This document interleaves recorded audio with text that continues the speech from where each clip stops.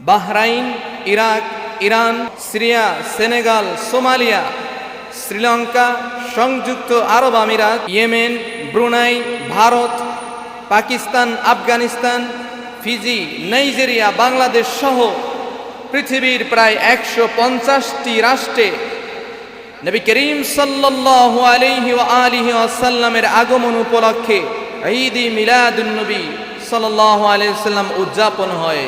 সুবহানাল্লাহ পড়ে।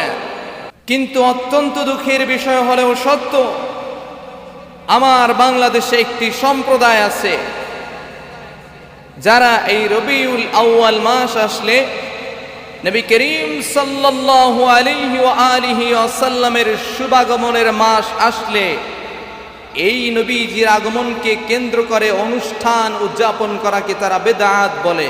পরে নাউযুবিল্লাহ। তারা মনে করে নবী করিম সাল্লাল্লাহু আলাইহি ওয়া আলিহি ওয়াসাল্লামের শুভাগমন উপলক্ষে অনুষ্ঠান এটি মনে হয় সারসিনা দরবার, ফুলতলি দরবার, সোনাকান্দার দরবার থেকে শুরু হয়েছে। কিন্তু কশিনকালেও নয়, বরং আরশে আজিমের মালিক মহান আল্লাহ সুবহানাহু ওয়া তাআলা সর্বপ্রথম নবী করিম সাল্লাল্লাহু আলাইহি ওয়া আলিহি ওয়াসাল্লামের আগমনকে, শুভাগমনকে লক্ষ্য করে অনুষ্ঠান উদযাপন করেছেন। সুবহানাল্লাহ বলবেন না?